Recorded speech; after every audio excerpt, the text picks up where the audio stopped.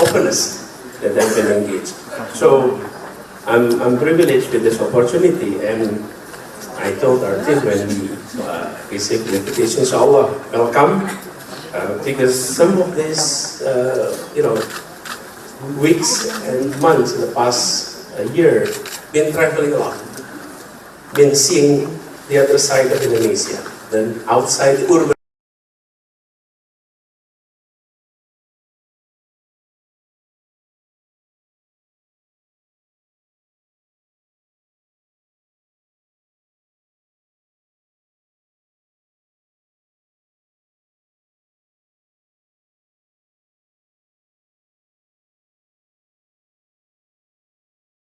Seeing the numbers of our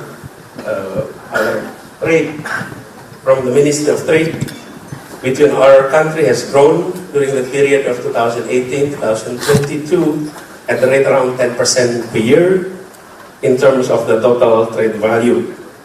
So we are experiencing the fact of a decline this year with all the global challenges and economic pressure, but we hope our trade will recover strongly near the future. Meanwhile, numbers from the US Bureau of Economic Analysis shows that the direct investment from the US to Indonesia also experienced healthy growth before the pandemic, peaking at almost $20 billion in 2019. Yes, we are seeing a decent post-pandemic recovery on this front, especially in important sectors like manufacturing, but we do hope that these numbers will continue to grow strongly in the years to come. But this brings me to the point that I'd like to share here, that we are committed and we will continue the pattern that Indonesia has had for the past few decades. Macroeconomic policy, fiscal policy were being given to the hand of two true technocrats. Someone with solid technocratic background, with solid understanding of the economy, understanding of how policies are being made to manage our macroeconomy, ensuring monetary policy, fiscal policy were in line and in the directions of our medium and long-term economic development. And that's commitment that we are holding as presidential candidates. I'm sharing this to others, and also based on our experience in the past, that when these sectors were being managed by people of competence and people of integrity, then we're good to go. But if we compromise these two things, on competency and on integrity, we may be going in the right direction, in the wrong direction. So, given that, I think we would like to send that message here. And based on our experience with conversation with the previous session with Amcham, I've been privileged to have the opportunity to share with some of you during our discussion, be it in my previous position as governor, or a few months ago, discussions with economy with Amcham. I found out that the business community, the US business community here in Indonesia, were not so much worried about macroeconomic performance. Our feedback, the feedback that we had, is more on, Pak Anies, the issue is predictability. The issue is consistency. The issue is synchronizing policies. The issue is corruption. The issue is ensuring that political stability translates into consistency of policy. So I've been hearing that, and that's not only in this community. I've been meeting with various different business communities, investment communities, be it here or internationally, at session abroad. And almost a similar message was echoed. So I must say that yes, indeed, politics is dynamics. It's everywhere in the world. But Indonesia, especially in the past few weeks, has been very, very dynamic, even on our terms. Change happens. However, I must also underline to you that Indonesians and Indonesian democracy is generally seeing our democracy is consolidated. We have seen elections during pre-democracy and post-democracy.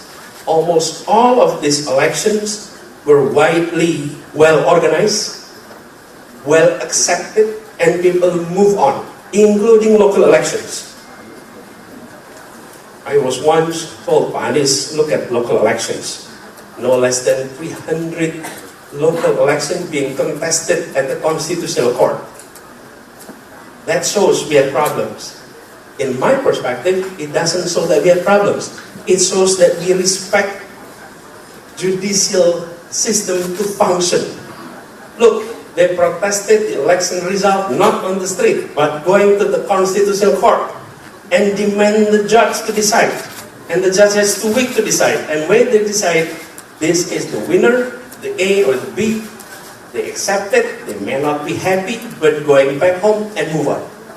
And that has been the pattern of our democracy for the past 25 years. So we must be very proud of our democracy, we must be very proud of our electorate, and I think we will continue to be a consolidating democracy and an example of a vibrant democracy in this region and also across the globe.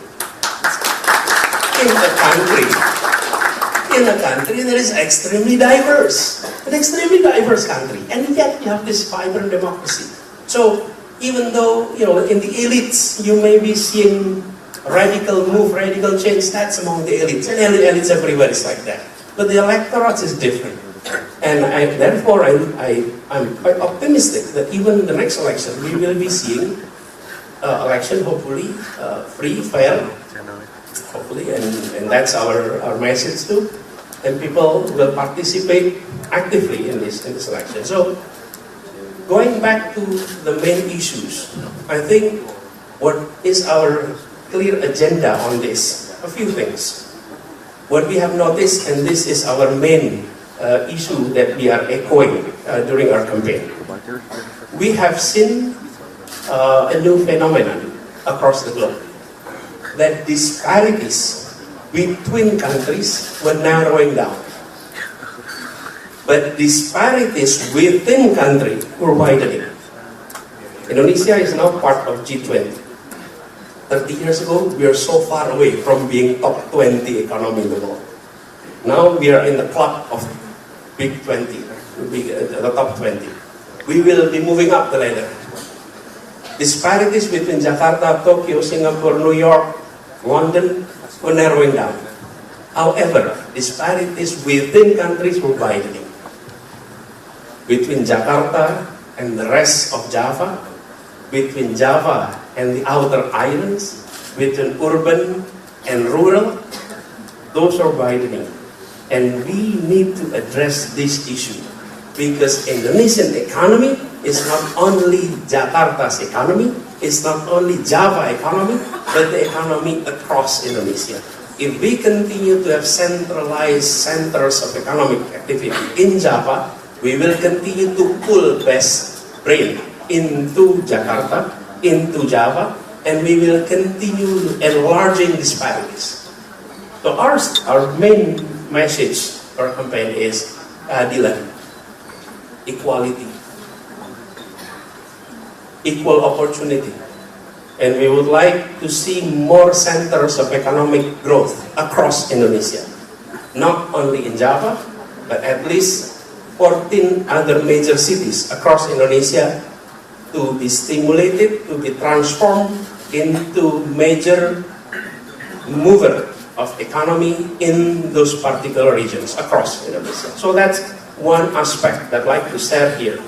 So we will pursue the directions of reindustrialization. We need to continue on that. That is the path that we need to push, reindustrialization.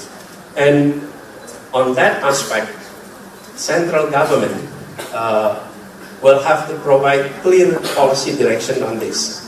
I was fortunate, I was so blessed to have the opportunity to serve in government, in the national government as Minister of Education, and then I served as governor. These are completely two different roles. One is delivering policy direction, for the national level, but two is policy delivery at the local level. And I've experienced the fact that often we, the local leaders, governor, mayors, region, lack of clear national directions about issues that is of interest to national interest or local interest. Talk about investment. We don't have clear direction. What do we need to achieve? What are our KPI for each particular region? What is the direction we need to pursue? On social issue, the same thing.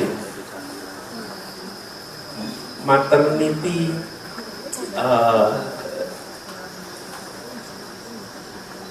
angka kematian ibu melahirkan.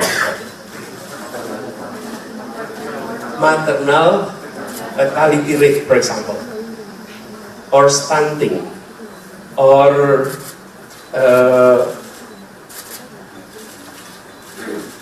primary school enrollment rate, secondary school enrollment rate. We did not have directions from national government on what every leaders at the local level have to achieve. This is not to talk about environmental issue, which is more complex. We sign agreement at the international level. We need to translate that into national policy and translate that into regional and local policy. Synchronizing all of that is second issue that we would like to pursue. We would like to see a country that has clear direction, translated into technocratic policy, understood by local leaders across Indonesia, provincial and local, as well as across sectors. That's why if you had, if some of you haven't had the opportunity, you can ask your staff or yourself to read our statement of PC and MISI, vision and mission. And in that vision and mission, we divide it into two major streams. One is sectoral issue, two is territorial. What is priority for Sumatra? What is priority for Kalimantan? What is priority for Sulawesi? What is priority for Papua? What is priority for archipelago? Like Jakarta. Jakarta is the only city in the world that has archipelago. It has 111 islands north of us. And how do we develop archipelago? This is an archipelago. So we try to translate that idea of equality into technocracy and clear, synchronized policy directions.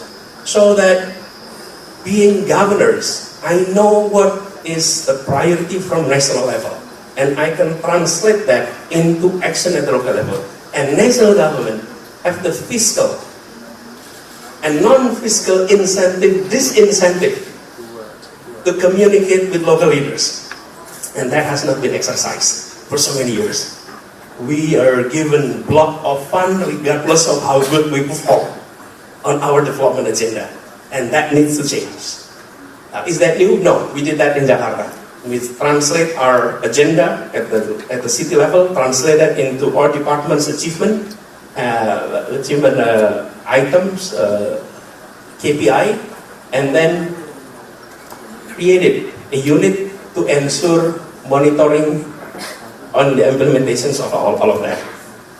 The other aspect, the third aspect that we'd like to echo here is ensuring that good governance is present and corruption eradication need to be re-strengthened. We need not only strengthening KPK, which is good, but KPK deals only with large cases. We need to really seriously transform our way of combating corruption. There are three things why corruption is happening. At least three reasons. Why corruption happens? Because of need, because of greed, because of system. What is the need?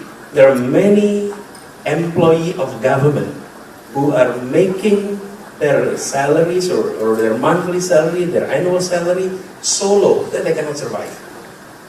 And this needs to be addressed. We didn't address that very much.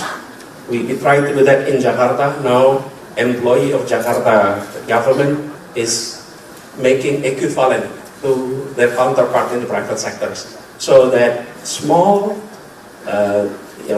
corruptions that is dealt with daily people can be addressed. So that's why. Number two, greed. Of course, that's where KPK is handling the greed. This is about ensuring punitive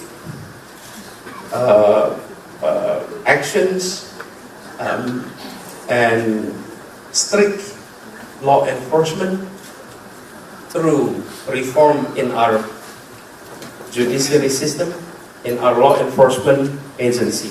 And this requires clear political will from the top leadership. It requires from the top, cannot start from anywhere else.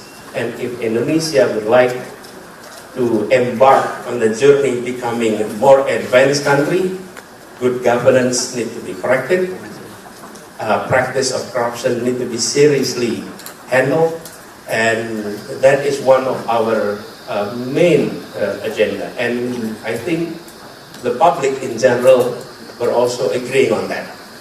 There is one aspect that we have overlooked in our political reform. We reform our electoral system, we reform our party system, we reform our centralized government into decentralized government, we reform our institution at the central government 20 years ago, 25 years ago. But we did not reform our political party financing, and that is one of the core issue of corruption's policy today. And political party financing, election financing is nothing new. Many democracies across the globe have dealt with that. And they have many different approaches into solving that problem. We did not touch it yet. We haven't done any reform there. And I think that is one of the key policy reform we need to put forward and to execute. Without addressing this issue, we will always have inconsistency of policies. We will always confront it with intertwine of political interests with policy making. And if you look at studies on middle income track, some of the reason why countries track into this middle income track is because political institutions produce policy that does not reflect public interest and national interest, but reflect micro interest of political party and political groups within the government. And that has been the reason why some countries were tracked in this middle income track. And I think we need to address that. So that's very key. But not less important than that is the issue of meritocracy. I must also say that the issue of meritocracy is important to create the spirit of openness, the spirit of open competition, the spirit of optimism. Not only in the area of bureaucracy, but meritocracy in every other aspect. We would like to have that feeling of meritocracy happening again in Indonesia. We had that many years ago. And we'd like to see that is going back. So the point is this. If we are doing all of this, we hope we create a society, a nation that is trustworthy. That the world look at us with trust. And I often told our team, how do you measure trust of the world toward us? Simple. If you're doing investment, you agree to sign the deal in Jakarta, not in Singapore. You sign the deal not in Hong Kong, but here in Jakarta, under our legal system. But if large deals, large investment were still being signed outside Indonesia, that's a simple message that we don't trust your legal system. We don't trust your political system. Therefore, we don't sign our deal here. And that's what I told our team when I managed Jakarta public transport. I mentioned to them, I'll give you a simple KPI, whether our public transport is improving and meeting international standard or not. Simple. If you are not seeing expat taking our public transport, then we are not yet there yet. But if you're seeing our expat take public transport, then we are home there. Simple KPI. So to translate complex message into simple, understandable, and achievable. And that's what has been our approach. So given all of that, I often said to our team, we like the idea of equality, we like the idea of creating more economic opportunity across Indonesia, we're improving, reforming our government, all of that. I put it in a simple line, membesarkan yang kecil tanpa mengecilkan yang besar. Enlarging the small one without squeezing or limiting the big ones. Let the big one grow, but let's create policy that ensure the small, the micro, the remote to grow. It's a translation from big policy ideology into policy statement, and then into program, into action. And if we do that, and there's a political support from political parties, from party leaders, I think I'm optimistic. We will be seeing new Indonesia, an Indonesia that will be respected by ourselves within our country, and also gaining respect across the globe. Thank you very much.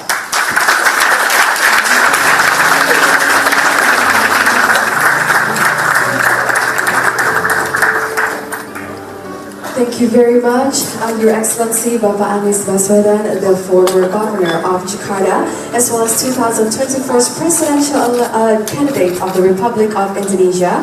Thank you very much for your laser-sharp perspectives that will undoubtedly provide valuable insights into the dynamics that shape Indonesia's and the